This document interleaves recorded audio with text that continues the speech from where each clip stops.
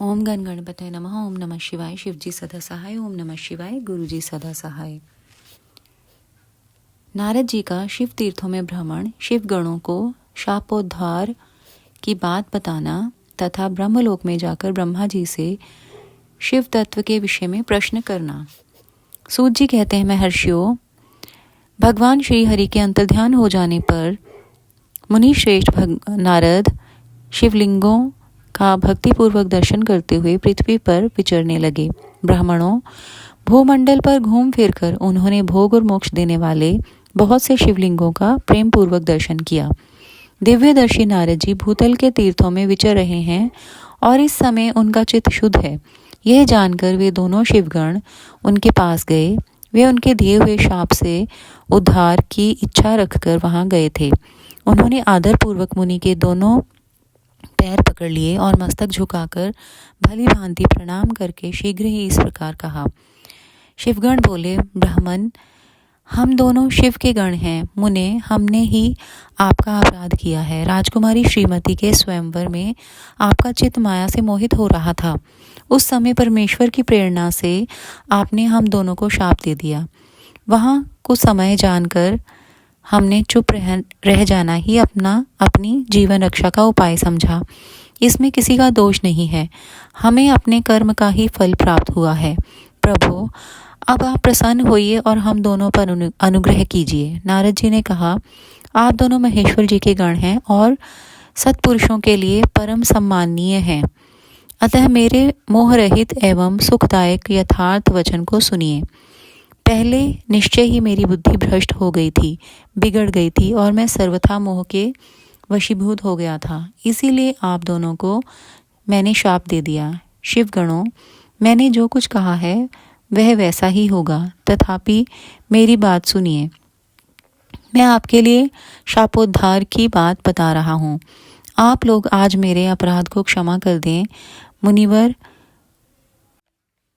विश्वा के वीर से जन्म ग्रहण करके आप संपूर्ण दिशाओं में प्रसिद्ध कुंभकर्ण रावण राक्षस राज का पद प्राप्त करेंगे और बलवान वैभव से युक्त तथा परम प्रतापी होंगे। समस्त ब्रह्मांड के राजा होकर शिव भक्त एवं जितेंद्रिय होंगे और शिव के ही दूसरे स्वरूप श्री विष्णु के हाथों मृत्यु पाकर फिर अपने पद पर प्रतिष्ठित हो जाएंगे।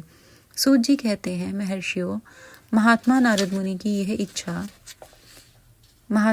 मुनि की यह बात सुनकर वे दोनों शिवगण प्रसन्न हो सानंद अपने स्थान को लौट गए।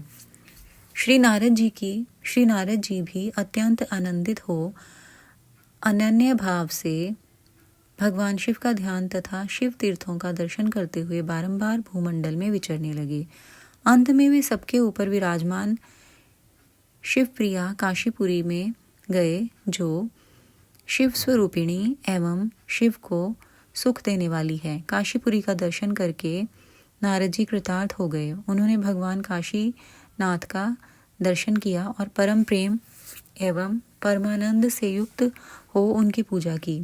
काशी का सानंद सेवन करके वे मुनिश्रेष्ठ कृतार्थता का अनुभव करने लगे और प्रेम से विह्वल हो उनका नमन, वर्णन और स्मरण करते हुए ब्रह्मलोक को गए। निरंतर शिव का स्मरण करने से उनकी बुद्धि शुद्ध हो गई थी। वहां पहुंचकर शिव तत्व का विशेष रूप से ज्ञान प्राप्त करने की इच्छा से नारद जी ने ब्रह्मा जी को भक्तिपूर्वक नमस्कार किया और नाना प्रकार के स्तोत्रों द्वारा उनकी स्तुति करके उनसे शिव तत्व के विषय में पूछा। उस समय नारद जी का हृदय भगवान शंकर के प्रति भक्ति भाव से परिपूर्ण था। नारद जी बोले, ब्राह्मण, परब्रह्म परमात्मा के स्वरूप को जानने वाले पितामह जगत प्रभु, आपके कृपा प्रसाद से मैंने भगवान विष्णु के उत्तम महात्म्य का पूर्णतया ज्ञान प्राप्त किया है। भक्ति मार्ग, ज्ञान मार्ग, अत्यंत दुस्तर तपोमार्ग, दान मार्ग तथा तीर्थ मार्ग का भी वर्णन सुना है, परंतु शिव तत्व का ज्ञान मुझे अभी तक नहीं हुआ है। मैं भगवान शंकर की पूजा विधि को भी नहीं जानता। अतः प्रभु, आप क्रमशः इन विषयों को तथा भगवान शिव के विविध चरित्रों को तथा उनके स्वरूप तत्व प्राकट्य, विवाह, गृहस्थ धर्म सबको मुझे बताइए, सब मुझे बताइए। निष्पाप पितामह, मैं सब बातें तथा और भी जो आवश्यक बातें हों उन सब का आपको वर्णन करना चाहिए। प्रजानाथ, शिव और शिवा के आविर्भाव एवं विवाह का प्रसंग विशेष रूप से कहिए तथा कार्तिकेय के जन्म की कथा भी मुझे सुनाइए। प्रभु, पहले बहुत लोगों से मैंने ये बातें सुनी हैं, किंतु तृप्त नहीं हो सका हूँ, इसीलिए आपकी शरण में आया हूँ। आप मुझ पर कृपा कीजिए।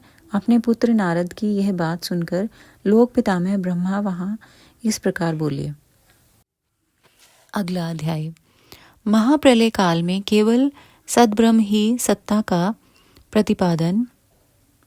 प्रतिपादन उस निर्गुण निराकार परब्रह्म से ईश्वर मूर्ति सदाशिव का प्राकट्य, सदा शिव द्वारा स्वरूप भूता शक्ति अंबिका का प्रकटीकरण, उन दोनों के द्वारा उत्तम क्षेत्र काशी या आनंदवन का प्रादुर्भाव, शिव के वामांग से परम पुरुष विष्णु का आविर्भाव तथा उनके सकाश से प्राकृत तत्वों की क्रमशः उत्पत्ति का वर्णन। ब्रह्मा जी ने कहा, ब्राह्मण देव शिरोमणे, तुम सदा समस्त जगत के उपकार में ही लगे रहते हो।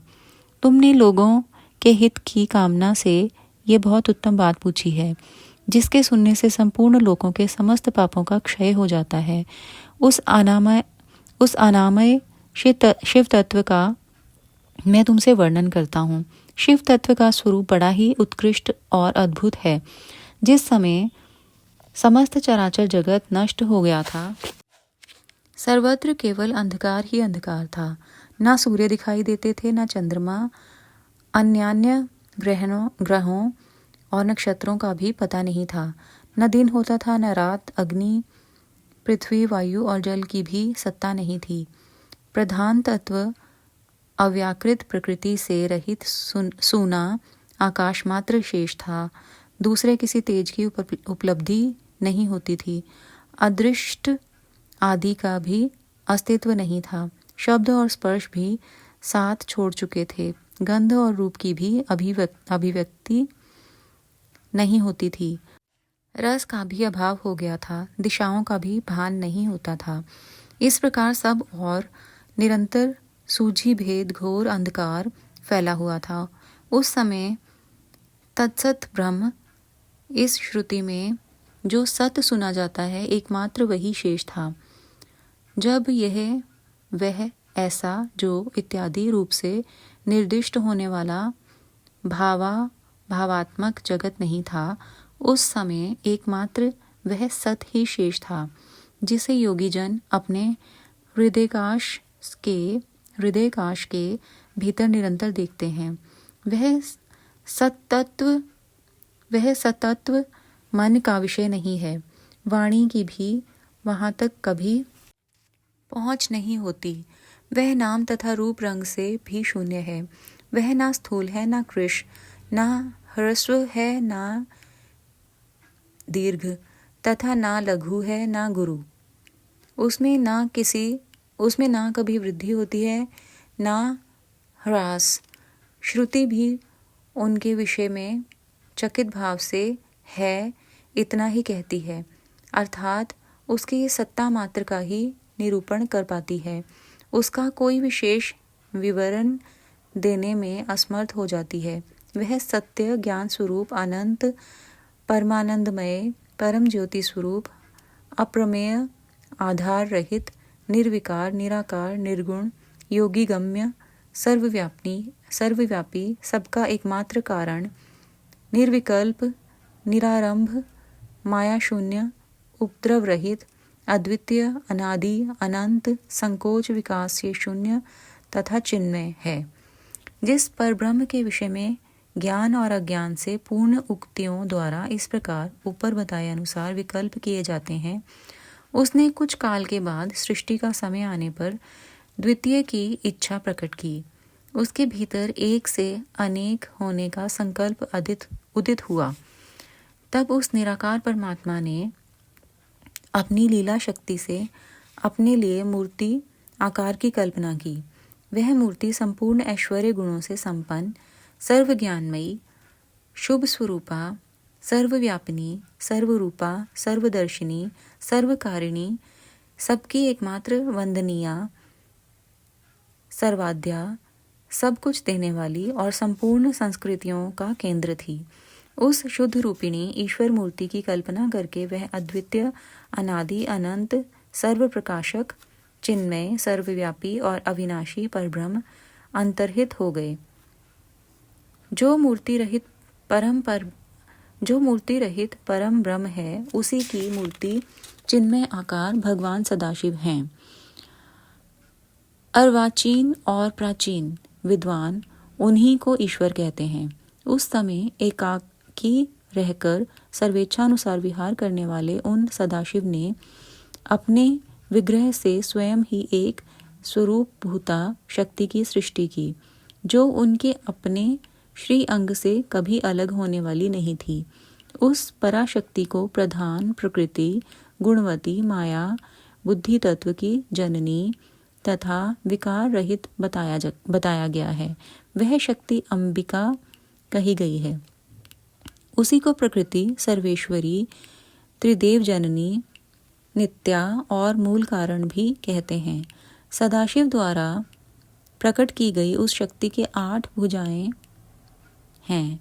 उस शुभ लक्षणा देवी के मुख की शोभा विचित्र है। वह अकेली ही अपने मुखमंडल में सदा एक सहस्त्र चंद्रमाओं की कांति धारण करती है। नाना प्रकार के आभूषण उसके श्रीअंगों की शोभा बढ़ाते हैं। वह देवी नाना प्रकार की गतियों से संपन्न है और अनेक प्रकार के अस्त्र शस्त्र धारण करती है। उसके खुले हुए नेत्र खिले हुए कमल के समान जान पड़ते हैं। वह अचिंत्य तेज से जगमगाती है। वह सबकी योनि है और सदा उद्यमशील रहती है। एकाकिनी होने पर भी वह माया संयोग विषात अनेक हो जाती है। वे जो सदाशिव हैं उन्हें परम पुरुष ईश्वर, शिव, शंभु और महेश्वर कहते हैं। वे अपने मस्तक पर आकाश गंगा को धारण करते हैं। उनके भाल देश में चंद्रमा शोभा पाते हैं। उनके 5 मुख हैं और प्रत्येक मुख में 3-3 नेत्र हैं। उनका चित्त सदा प्रसन्न रहता है। वे 10 भुजाओं से युक्त और त्रिशूलधारी हैं। उनके श्रीअंगों की प्रभा कर्पूर के समान श्वेत गौर है। वे अपने सारे अंगों में भस्म रमाए रहते हैं। उन काल रूपी ब्रह्म ने एक ही समय शक्ति के नाथ शिवलोक नामक क्षेत्र का वर्णन किया था। उस उत्तम क्षेत्र को ही काशी कहते हैं। वह परम निर्वाण तथा मोक्ष का स्थान है जो सबके ऊपर विराजमान है। वे प्रियतम रूप शक्ति और शिव जो परमानंद स्वरूप हैं उस मनोरम क्षेत्र में नित्य निवास करते हैं। काशीपुरी परमानंद रूपिणी है। मुने शिव और शिवा ने प्रलय काल में भी कभी उस क्षेत्र को अपने सानिध्य से मुक्त नहीं किया है। इसलिए विद्वान पुरुष उसे अविमुक्त क्षेत्र भी के नाम से भी जानते हैं। वह क्षेत्र आनंद का हेतु है, इसलिए पिनाकधारी शिव ने पहले उसका नाम आनंदवान रखा था। उसके बाद वह अविमुक्त के नाम से प्रसिद्ध हुआ। देवर्षि एक समय उस आनंद वन में रमण करते हुए शिवा और शिव के मन में यह इच्छा हुई कि किसी दूसरे पुरुष की भी सृष्टि करनी चाहिए, जिस पर यह सृष्टि संचालन का महान भार रखकर वह दोनों केवल काशी में रहकर इच्छानुसार विचरें और निर्वाण धारण करें। वही पुरुष हमारे अनुग्रह से सदा सबकी सृष्टि करे, पालन करे और वही अंत में सबका संहार भी करे। यह चित्त एक समुद्र के समान है। इसमें चिंता की उत्ताल तरंगें उठ उठकर इसे चंचल बनाए रहती हैं। इसमें सत्व गुण रूपी रत्न, तमोगुण रूपी ग्राह और रजोगुण रूपी मूंगे भरे स्थान हैं, जहाँ हमारी मनोवृत्ति सब ओर से सिमट कर इसी में लगी हुई है तथा जिसके बाहर का जगत चिंता से आतुर प्रतीत होता है। ऐसा निश्चय करके शक्ति सहित सर्वव्यापी परमेश्वर शिव ने अपने वाम भाग के 10वें अंग पर अमृत मल दिया। फिर वहां से एक पुरुष प्रकट हुआ जो तीनों लोकों में सबसे अधिक सुंदर था। वह शांत था, उसमें सत्व गुण की अधिकता थी तथा वह गंभीरता का अथाह सागर था। मुने, क्षमा नामक गुण से युक्त उस पुरुष के लिए ढूंढने पर भी कहीं कोई उपमा नहीं मिलती थी। उसकी कांति इंद्रनील मणि के समान श्याम थी। उसके अंग अंग से दिव्य शोभा छिटक रही थी और नेत्र प्रफुल्लित कमल के समान शोभा पा रहे थे। श्री अंगों पर सुवर्ण की सी कांति वाले 2 सुंदर रेशमी पीतांबर शोभा दे रहे थे। किसी से भी पराजित न होने वाला वह वीर पुरुष अपने प्रचंड भुजदंडों से सुशोभित हो रहा था। तदनंतर उस पुरुष ने परमेश्वर शिव को प्रणाम करके कहा, स्वामिन, मेरे नाम निश्चित कीजिए और काम बताइए। उस पुरुष की यह बात सुनकर महेश्वर भगवान शंकर हंसते हुए मेघ के समान गंभीर वाणी में उससे बोले। शिव ने कहा, वत्स, व्यापक होने के कारण तुम्हारा विष्णु नाम विख्यात हुआ। इसके सिवा और भी बहुत से नाम होंगे जो भक्तों को सुख देने वाले होंगे। तुम सुस्थिर उत्तम तप करो, क्योंकि वही समस्त कार्यों का साधन है। ऐसा कहकर भगवान शिव ने श्वास मार्ग से श्री विष्णु को वेदों का ज्ञान प्रदान किया। तदनंतर अपनी महिमा से कभी च्युत न होने वाले श्री हरि भगवान शिव को प्रणाम करके बड़ी भारी तपस्या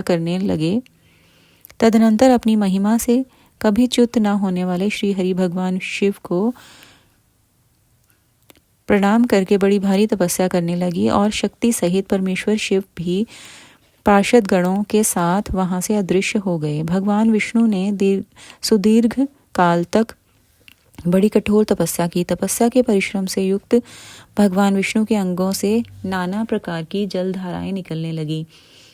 यह सब भगवान शिव की माया से ही संभव हुआ। महामुने, उस जल से सारा सूना आकाश व्याप्त हो गया। वह ब्रह्म रूप जल अपने स्पर्श मात्र से सब पापों का नाश करने वाला सिद्ध हुआ। उस समय थके हुए परम पुरुष विष्णु ने स्वयं उस जल में शयन किया। वे दीर्घ काल तक बड़ी प्रसन्नता के साथ उसमें रहे। नार अर्थात जल में शयन करने के कारण ही उनका नारायण यह श्रुति सम्मत नाम प्रसिद्ध हुआ। उस समय उन परम पुरुष नारायण के सिवा दूसरी कोई प्रकृत वस्तु नहीं थी। उसके बाद ही उन महात्मा नारायण देव से यथा समय सभी तत्व प्रकट हुए। महामते विद्वान, मैं उन तत्वों की उत्पत्ति का प्रकार बता रहा हूँ। सुनो, प्रकृति से महतत्व प्रकट हुआ और महतत्व से तीनों गुण। इन गुणों के भेद से ही त्रिविध अहंकार की उत्पत्ति हुई। अहंकार से 5 तन्मात्राएं हुई और उन तन्मात्राओं से 5 भूत प्रकट हुए। उसी समय ज्ञानेंद्रियों और कर्मेंद्रियों का भी प्रादुर्भाव हुआ। मुनि श्रेष्ठ, इस प्रकार मैंने तुम्हें तत्वों की संख्या बताई है। इसमें से पुरुष को छोड़कर शेष सारे तत्व प्रकृति से प्रकट हुए हैं, इसलिए सबके सब जड़ हैं। तत्वों की संख्या 24 है। उस समय एकाकार हुए 24 तत्वों को ग्रहण करके वे परम पुरुष नारायण भगवान शिव की इच्छा से ब्रह्मरूप जल में सो गए। शुक्राना गुरुजी महाराज।